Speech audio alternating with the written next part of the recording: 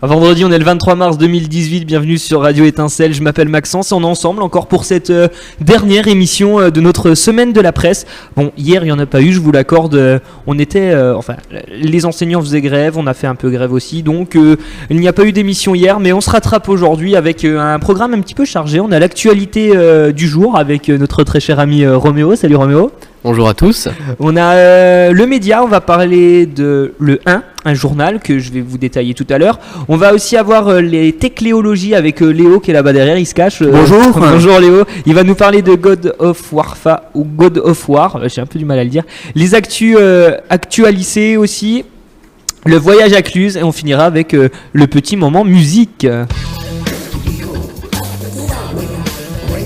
Je vais laisser la parole à Roméo pour l'actualité du jour. Vas-y, c'est à toi.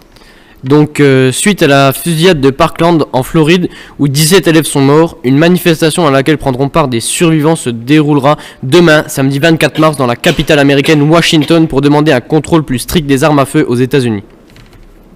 Baptisée Marche pour nos vies, la manifestation aura lieu à Washington et dans d'autres villes du pays.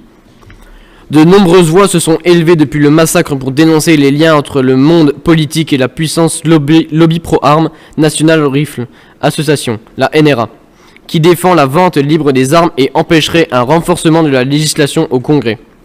Chaque homme politique des deux bords qui reçoit de l'argent de la NRA est responsable de ce type d'événement, a affirmé un élève, dénonçant le fait que la NRA défend et fait la promotion de cette culture des armes. Le lobby s'oppose en effet à toute limitation au nom du deuxième amendement de la Constitution qui garantit le droit de posséder et de porter une arme.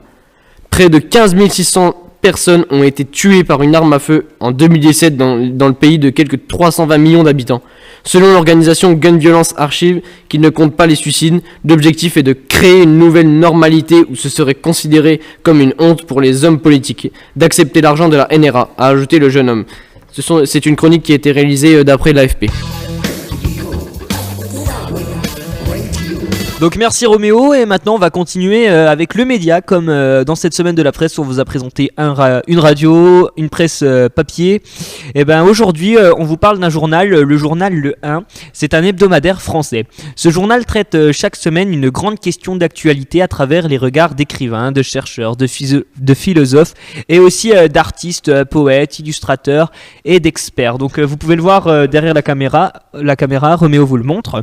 C'est un journal sans publicité.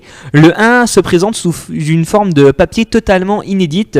Une fois déplié, il dévoile une page de 8 formats A4, donc dont que le format A1. L'objectif est de proposer au lecteur un journal resserré regardant l'actualité autrement pour comprendre et ressentir le monde qui vient. D'après les fondateurs du journal. Pourquoi le titre 1 ? Car le journal ne traite que d'un seul sujet en une seule feuille pliée et la lecture dure environ 1 heure. Ce format se développe en 3 parties.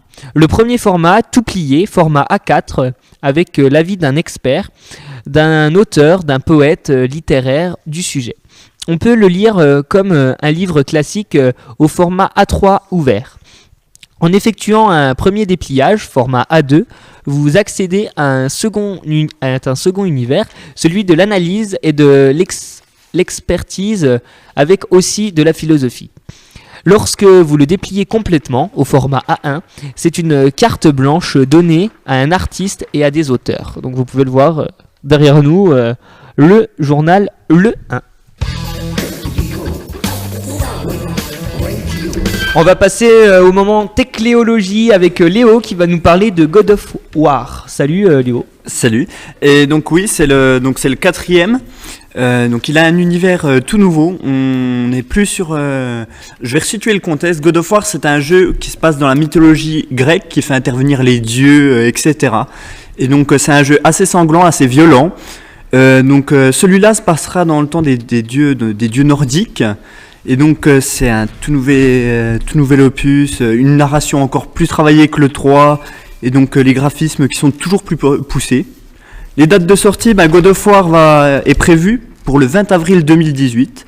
Donc ce sera, comme je l'ai dit, le début d'une nouvelle saga, un tout nouvel arc narratif qui se dessine à partir de ce nouvel épisode. Donc il ne possédera pas de mode multijoueur. Il y a eu un premier gros trailer du gameplay qui a été annoncé à l'E3 2016. Donc il travaille dessus depuis un petit bout de temps maintenant. Un joueur de la série des God of War a cherché dans les rares fichiers du jeu disponibles et a trouvé une petite info.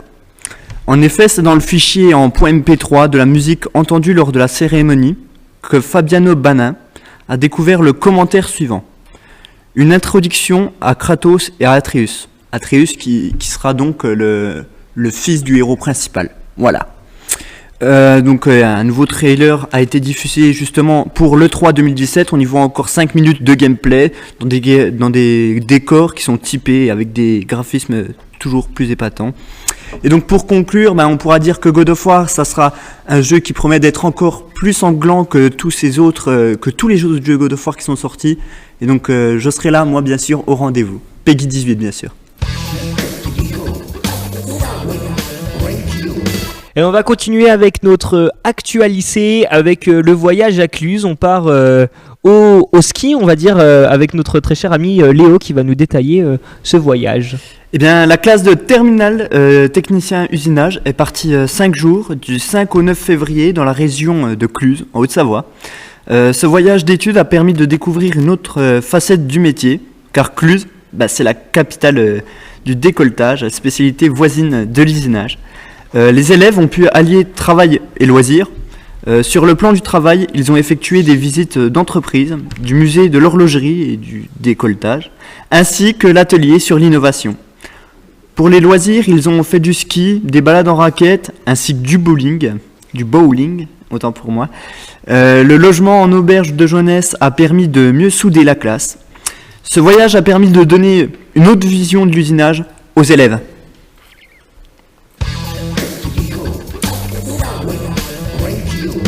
Merci Léo, et avant de refermer cette petite actualité, on parle aussi des portes ouvertes de samedi prochain qui auront lieu de 8h30 à midi et le vendredi après-midi pour les collégiens avec des chefs d'entreprise. Voilà.